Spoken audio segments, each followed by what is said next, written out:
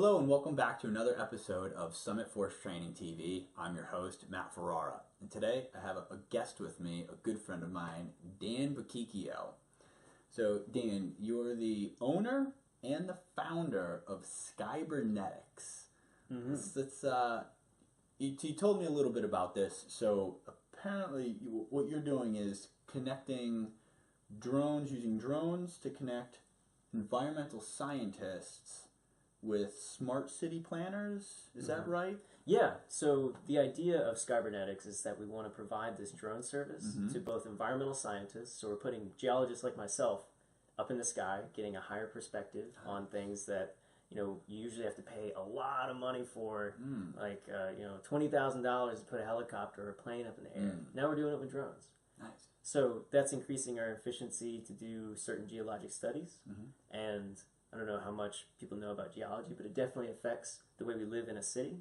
So the second half of the company is establishing infrastructure towards this smart city initiative, which is aiming at taking, we're in what people would call the third industrial revolution, from steam engines to combustion engines to this idea that we're moving from a capitalistic model to a sustainable model.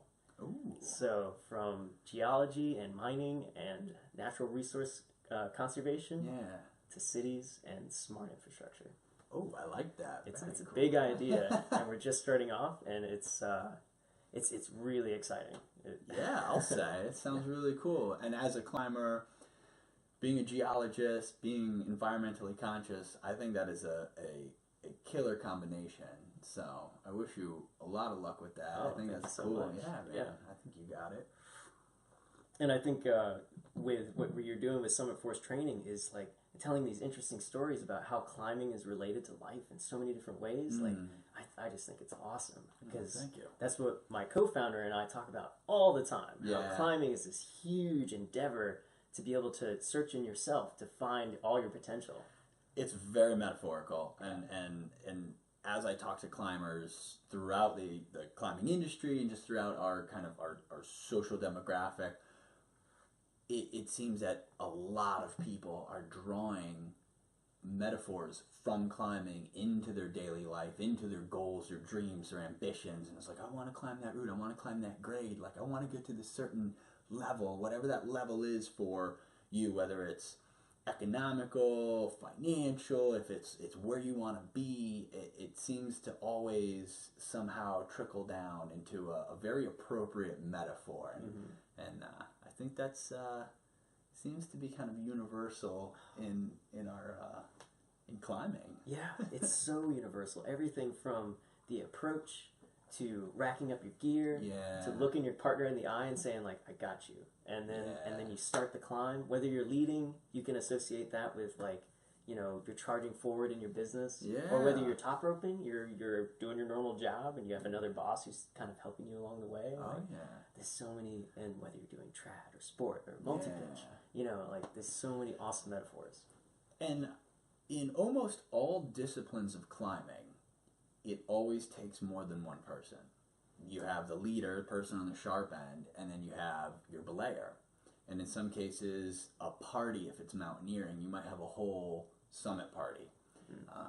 And even in bouldering, even though it's more individualistic, it usually comes with friends and spotters. And you start thinking about, well, one person doesn't make it to the top. It takes a team of people.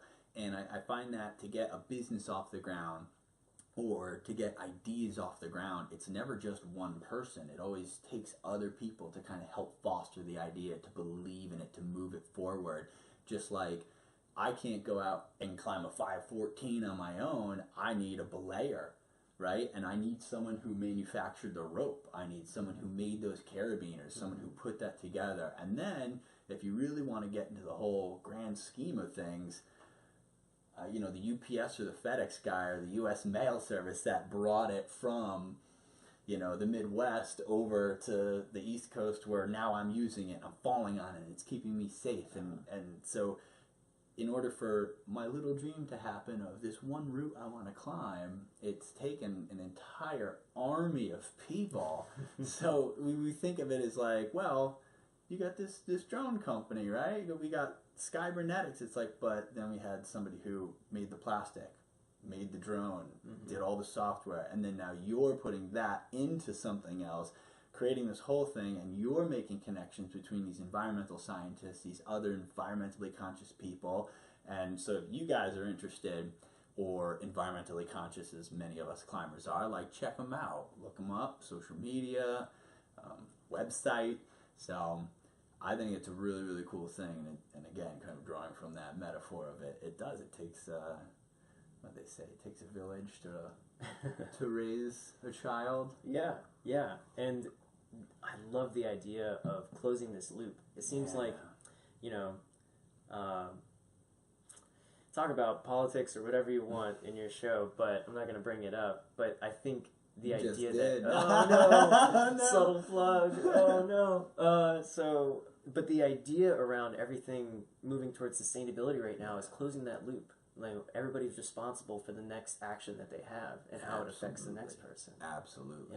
Yeah. Man, it's an ever-changing world, and it's really cool to be a part of the business side of things, and not just like sitting back and be like, "Well, I'm a scientist," you know, like I just do the science. It's like, no, everybody has to be multiple disciplines in order to see how they affect the world. And I would say, like, knowing you as a friend, like, you are a multifaceted individual, and kudos to you. And speaking of closing loops, there's a pretty funny story about how Dan and I met. Actually, speaking of closing loops, because I'm happy, I'm honored, I'm stoked about having you on my show, and it's kind of, again, one of these full circle things where we get to talk about what it is that we do, and that all stemmed from how we met, literally bumping into each other on the sidewalk on the campus of Westchester University. Yeah. That was a funny day. I remember you and Mark, so another friend of ours, was coming up the sidewalk, and I'm going down the sidewalk on a hill, and I was walking towards the rec center, and you guys were coming up. Yeah, and we were in the middle of a conversation about starting the climbing team, and like how we were going to incorporate setters into the climbing team, and like, you know, we had this big vision of, you know, pro deals and like getting us in the collegiate series and really starting things up. And then, whoop, oh, hey, what's up? Oh, hey, yo. Yeah, I remember not even noticing that you guys had harnesses with carabiners and your shoes attached, hanging off, and literally almost bumped in shoulder to shoulder. And I was like, oh, hey, excuse me, hey, do you... And like kind of looked you up and down, was like, this guy looks like a climber. Like let me just put a label on him. I'm like, hey, do you know where the rec center is? I'm looking for like the Westchester University climbing team. Who do I talk to? And it's like, boom, this guy. So that was pretty cool. Yeah. And after that, we started climbing together and actually hanging out outside of the plastic domain of the climbing gyms, and Dan and I started getting outside. We started climbing a lot at Birdsboro in Birdsboro, Pennsylvania, and start to get after some goals there, which is a lot of fun to work the process. Yeah.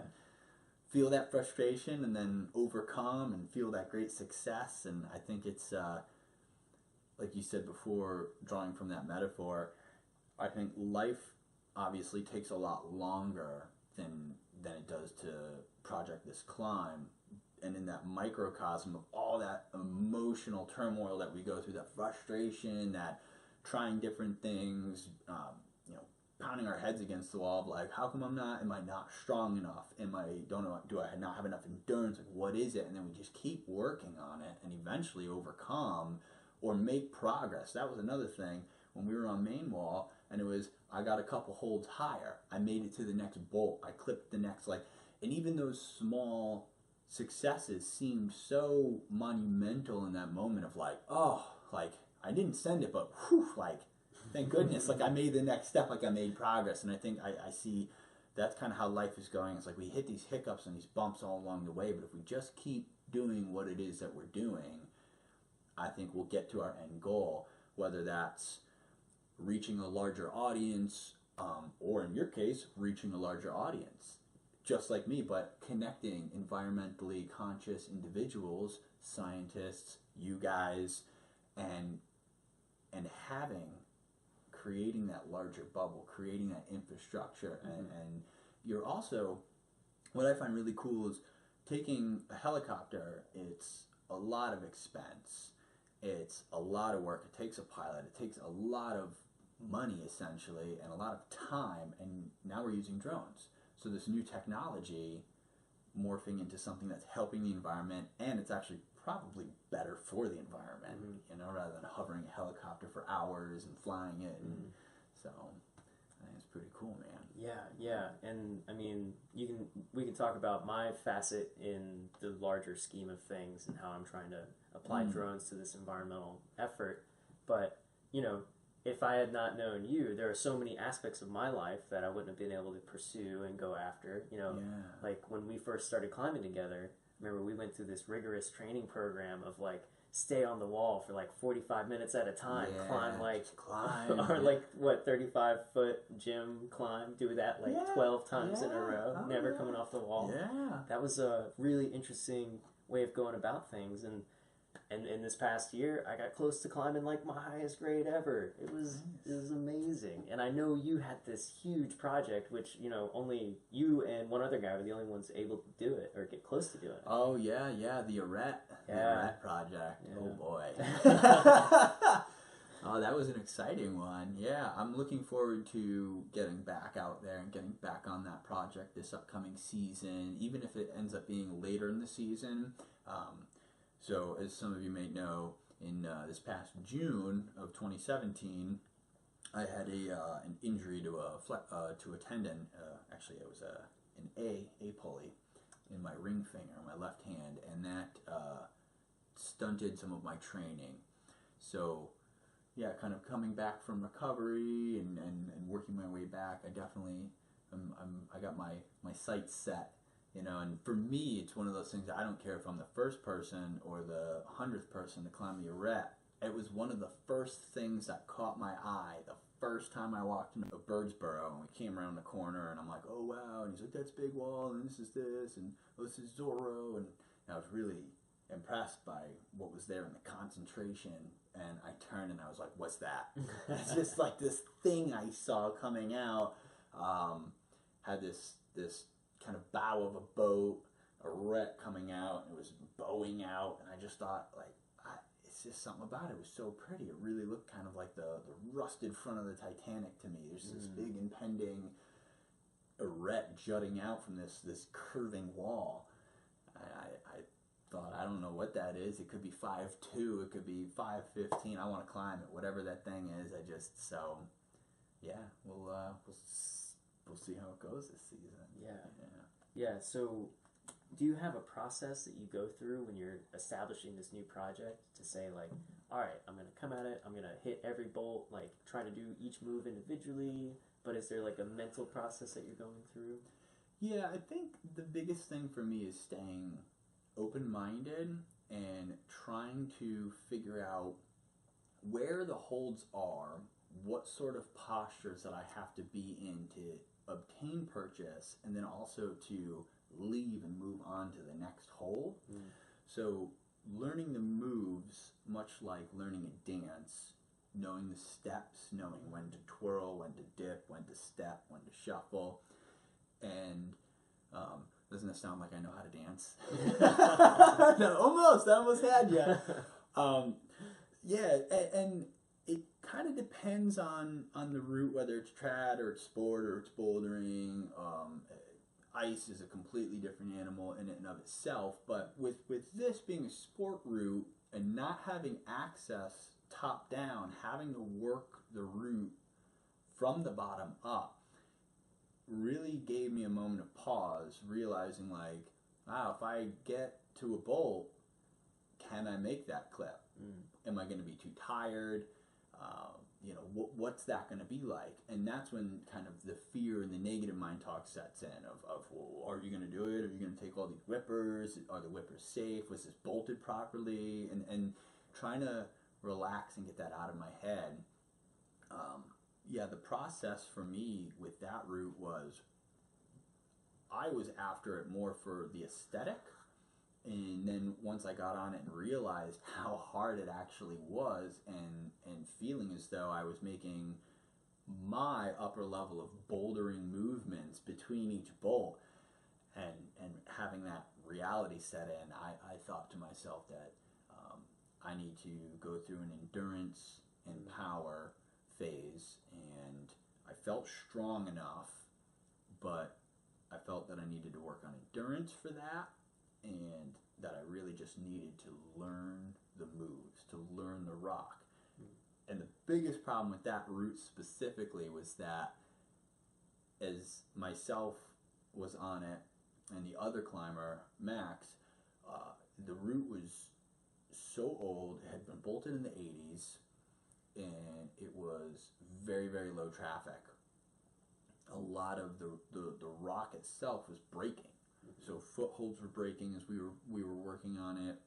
Handholds were crumbling. Things that we thought were solid that we knocked on and everything sounded good, we would just be on it and boom, like holds would just blow out, and that was really scary because it was unsuspecting, and our belayer was right below us in this instant.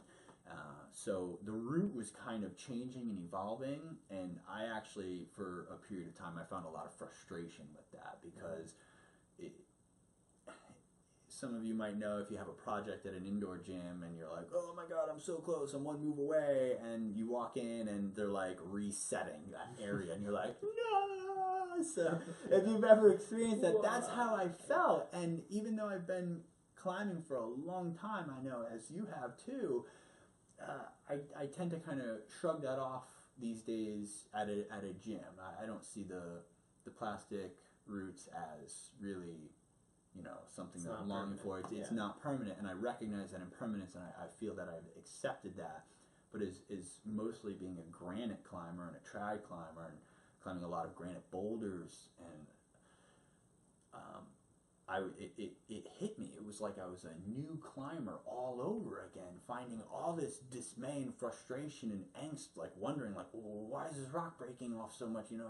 It's diabase. I thought it was so strong. What? And it's crumbling as we're climbing it, and I got so welled up in a mix of emotions, being like, wow, I'm making progress. Oh, the hold broke. Oh no, does the route even go now? Like it's not what it was. I was having fun with the movements. I started to learn the sequence, like having fun with the dance, and then suddenly someone's like, you're doing those moves wrong. Like, oh no, like I've been doing the shuffle. I thought I was doing the salsa. Like, oh no. And then the hold breaks off, and it's like you tripped over your shoelace. And it's like, man, I didn't see this coming. Yeah, it's like doing one dance and putting on the wrong song, and then you're like, it felt very mixed up. And the band skips a beat, and you're like, whoa. Wait. Yeah. So with that, I personally took some time away from the route, and I started climbing easier things, and I put myself in a headspace of having more success with other routes and kind of regaining the fun of climbing. It took me back to struggling as a new climber, something I hadn't experienced in 15, 17 years now, of just questioning everything and being frustrated with everything, but enjoying it, but just having a million questions. And I hadn't felt like that in a long, long time. And I've worked projects, I've found the frustration, but having everything breaking and having the route change and where I can step and where I can grab changing on what felt like a weekly basis, it was something I hadn't dealt with like that ever, if not in a very long, long time. And it was interesting to take that step back and see how emotionally attached I had become to this outcome of like, well, I'm going to climb this route, instead of going back to where I normally am, of enjoying the process of that kind of try and fail and succeed process of working a route. I really got in my own head for that one. Yeah. And it's such an interesting process that relates back to the big metaphor of how climbing or business or climbing and your personal strife for whatever you're trying to achieve, it's so intertangled together. Yeah. Because, you know, in climbing, you look at it and you can see other people physically moving and failing, and that's the only reason they succeed is because they keep learning and progressing. Yeah. And it's this almost instant gratification in climbing when you like realize the first time you fail is also the first time you're gonna succeed, and then you're like, then that's when you're hooked and you're going after it. And for me, as I'm learning business, as a scientist learning business, I'm like, wow, I never thought I'd be doing this. Yeah.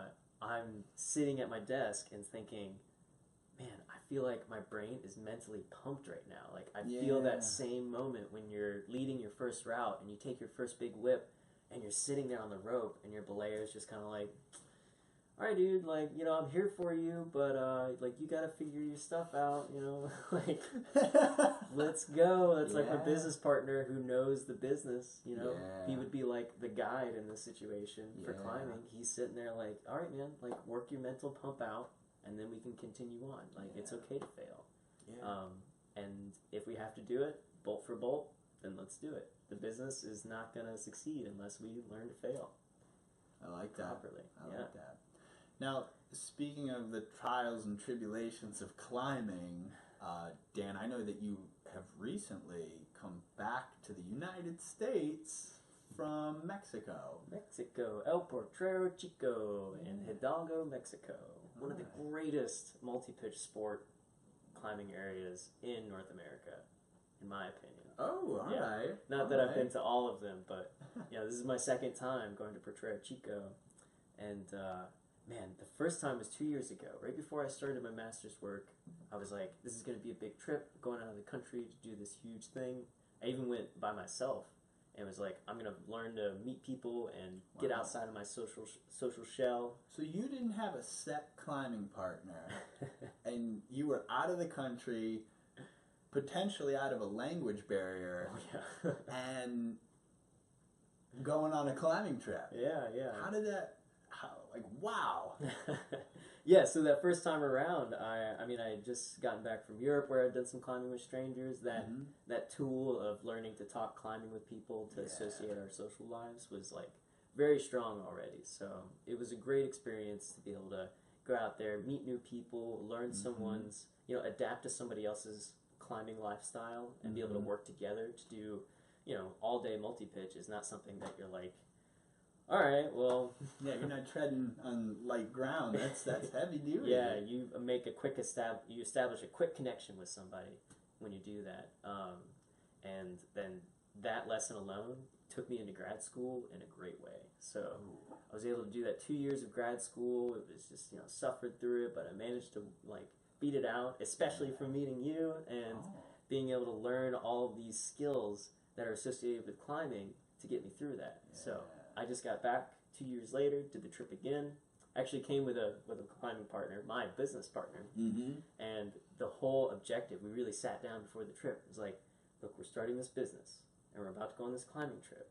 And for he and I, that's been every step of our progression together as friends, as professionals in our own field, that we've always gone on these big climbing trips to come up with good ideas. Because it's like, what better environment to be able to think in a broader sense than to go on big climbing trips. That's a really interesting, I think that's really good, because you're taking away, like you're saying, all of the distractions, all of the regimented I guess systems that are in place in our daily lives, and you're freeing your mind. You're in a place where you're happy and open, where ideas can flow. I think you're onto something there, bud. Yeah.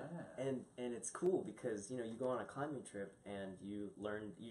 Most people would be like, you go out there to like fail, like you think like, it's like doing a bike, like you're going on a long bike ride with somebody, and it's like getting a flat tire every few miles. It's like go till you can't go anymore. But in this sense, for the climbing trip, it was like I've been climbing longer than my business partner and climbing partner there. And he's still struggling. As we put it, he's like, you got to find your balls for this climbing trip. And because, we're climbing like 5'10", and I'm comfortable climbing 5'10" on lead, especially, you're hundreds of feet up in the air. I'm like, I've done this before. It's totally fine with me. For him, he's totally in his head. He's mixing that emotion that comes from movement and being pumped, and fear of being like, I'm really high up. But for me, that's my goal, is to separate those two things. You're either moving, or you're stopped and resting and thinking and planning ahead for what's next in the route. Yeah. And the metaphor there is really strong. Yeah. I think it's funny how you guys switch roles from office to climbing, and yet you are still you, he's still him, and you guys still have that relationship, but the dynamic flips and drastically changes. The environment is different, the mindset's different, and the emotions that are, between yourself and your experience and each other is completely different than the day-to-day, the mundane. So getting outside of that box, taking that trip, but still thinking about, hey, what we have to go back to, how we're going to progress, how things are going to change. And I think I'm on board, man. I'm on board, Dan. I like that. Right? Yeah. I mean, it sounds like we could be writing a book on the metaphor. Yeah, right? It's come after that trip, like, we can look back on things like the dynamic of our group in Mexico, some of the, like you said, the language barrier that we're dealing with. I mean, it snowed on us in Mexico over here. Yeah, now I understand that on this most recent trip, you got snowed out a little bit or a lot. Like, what happened? Well, out of a 6-day climbing trip, we only got about 2.5 days of climbing. Oh, man. Yeah, so, I mean, I put on, like, thermal layers and jackets and didn't take them off for 6 days. Because, in Mexico, they wouldn't have expected this kind of cold. No. And we ended up losing power at some points in the house we were renting, so we didn't have heat. Yeah. And it was really like, we were sitting down and just touching base with this, like, we have no distractions, not even electricity or anything powered by electricity to distract us. It's like, so what do we got to do? Well, we either rock climb or we can talk about business and connect the two. And it's like, this is the whole purpose of us being here. I feel like a lot of our viewers right now, they're like, wait, on a climbing trip in another country, 6 days, and it snowed on you, and you didn't get any climbing in only 2 days, like, oh, man. And it's like, but hang on. It's not a failure of a trip at all, because what I gather is, like, you still got climbing in, and you got a lot of time to connect with not only your business partner, but other people, and build relationships and progress in your business and personal life. And I think that's a huge win. I mean, I'm sure plenty of people go on vacation and do a whole lot less and call it a success. So having those big, large goals and aspirations, I mean, you kind of hit targets. It might have not been a whirlwind climbing trip, and I don't want to undermine it, whether it was or wasn't, but it sounds like it was a good success. Yeah. I mean, I came away from it with this understanding of the relation between climbing and business, so that when I'm sitting down, like I said before, and I'm like, man, I don't know where to go from here. Like, my route, I'm completely lost. I don't see any of the holds anymore. And now I've got my business partner who's like, here's the beta, like, try this. Or, like, it's okay. If you have to take, that's totally fine. Like, like you said at the beginning, it's a partnership. You usually have to have somebody else there in the whole loop of things to help you get through stuff. And, so overall, the climbing trip was a huge success. I'm really happy to hear that. And I know you came back with a kind of a refreshed energy, and seeing you, soon after your return, and that, it's good, it's good to see you. It's good to see you in good spirits and motivated, and yeah, man. Dude, and I'm I can't. psyched for you. Oh, thank you. And I'm psyched for you doing this, because This is wonderful. these are great stories that I can't spread it to enough people. And what you're doing is awesome. I think thank you. There's so much people can learn from understanding the connection of life and climbing, or life and whatever kind of training you're doing. Yeah. Because so much of that, like, think of your job as a mental thing, and then your physical practice as your body. And then the way those two things connect into spirit, whatever you want to call it, but that's the glue that's holding everything together, closing that loop. Yeah, and I was watching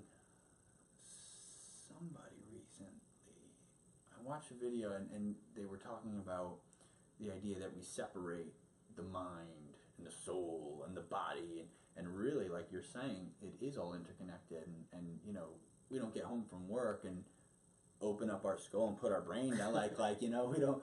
So we are connected beings, and everything that we do in life is connected in some fashion. And I think it's important to recognize and to acknowledge that, and to let it all be connected, you know, let it all happen. So whether it's work, climbing, or your, you know, your mental, your emotional state, your physical state, but acknowledging that they are interconnected, and for one to be healthy, they all need to be healthy. We need to move our bodies, we need to move our minds, and to have good conversation with good people, and experience and share experiences. So I got to thank you so much for being on the show today, man. This has been an absolute pleasure. Hey, it's my pleasure. Thank you for having me. This is great. Awesome. Well, thanks for tuning in, guys.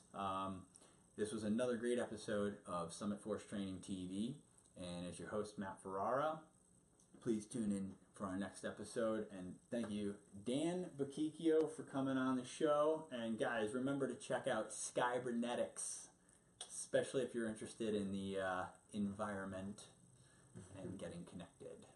Awesome. All right, Thanks you, Matt. again.